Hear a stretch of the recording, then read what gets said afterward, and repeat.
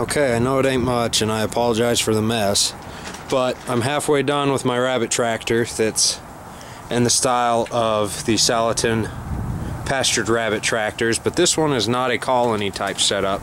Each rabbit has its own space. I'm only halfway done, so there's only 2 of them in there right now. But I've got my buck, Fabio, right there, and then Appa is one of our most recent addition. She's on the other side, and I'll give you a quick look at what it looks like. So over here, it's not quite finished yet. These are Fabio and Appa's old cages, and I'm going to take those apart and use their wiring to other purposes. But this is made with entirely repurposed wood. It was from pallets or scrap elsewhere, so it's not the prettiest thing around, but it works. And see, there's slats on the ground so that the rabbits, the idea is that once the grass starts growing, I can move the trailer around and they can graze the grass through the slats without being able to dig their way free. So that way the grass sticks up, because most rabbits will only eat green that's sticking up from the ground. So if you put cage on the bottom, like what's here on the sides, it'll press down a lot of the grass and they won't want to eat it. But so up here it's mostly wood for these boxes that they have, and you can see Appa in there. But there's these little sections of wire so that I can put their pellet feeders, because we still want them to have protein in their diet, so they're not going to be all pasture fed.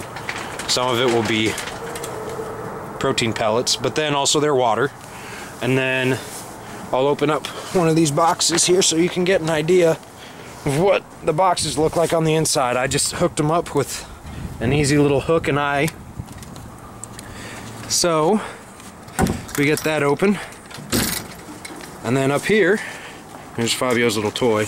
You can see they have a ramp with steps on it so that they can go up and down, and the screws on there are secured so that they're smooth, they won't snag their feet on them.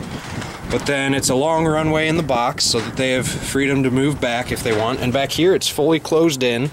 I just tried to level the floor a little bit, but they have a little spot in the back that's walled in from the ramp, and that's also a little more deep down with a 2x4 that gives a bit of a ledge. And the idea behind that is so that when the does build a nest, then there's a lip so that the kits can't just crawl their way out right away. So that by the time the kits are able to move and move freely, then we'll be able to keep eyes on them and keep them from falling down the ramp. Because at that point they'll be at an age where we could consider trying to wean them. But so the doors are different just because that's the wood objects I had available. But this is the setup. Appa's is the same on the other side. And this is not going to stay Fabio's box. It's just because he and Appa, I needed to tear down the old hutch that I had and use the pallets for this project.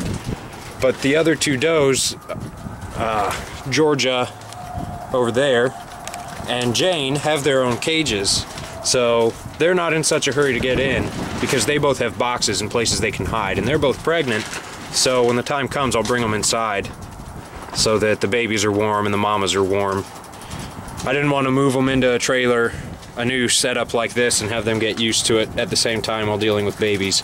So the next batch of kits they have will be born in boxes similar to these, but for now we're just keeping it simple. But yep, this is what we're working with so far.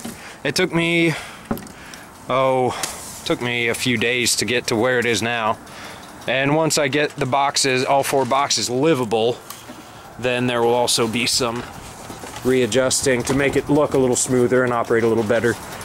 Down here currently there are no methods of getting them out of the runs, so if I need to grab them for anything, if they go down the ramp right now, I can't get them. But what I'm going to end up doing, again, once I have the time, because I just started a new full-time job, then this side right here will be a door that I can drop down and reach in and grab them. So if they run up the ramp, then I can just go around and grab them that way. But that way I can access them no matter where in the trailer they happen to be. And these bars right here, you'll notice it's barred on all sides around the top. And the reason for that is if you look here, oh, I didn't get one on this side, but I will, is you can see these openings are a little bigger. If it's not next to the ramp, I'm not so worried about it. But over there, when I first threw Fabio and Appa in here to test it out, Fabio actually used the ramp. He was hesitant to use the ramp, but he figured out how to do it so that he could go halfway up and jump through these 4x4 squares in order to go get to Appa so that he could try and mate with her. And she wasn't having any of it because she has yet to be in a breeding mood, but Fabio was able to jump through, and that was a problem that needed fixing. So all four sides of Appa's cage, or of her run, have these barrier bars on them, and this is the only one I need to do yet. But Fabio hasn't expressed any interest in trying to get out this side. He's been in here for a couple days. And then now that they're both in here, I'll start rotating it once I clean up my mess that's out here in the rest of the yard, and then we'll go from there. But as you can see, it's a work in progress, but I'm proud of it. I'm happy with how it turned out. Still got a ways to go, but there's only so much I can do by myself with one man with all this lumber. I am going to throw some wheels on it so it carries a little easier by myself when it comes time to rotate it. But yeah, thanks for tuning in, and I'll keep you updated as the rest of the trailer comes together, and I'll show you the finished product here before too long, hopefully. Until next time, thanks for tuning in.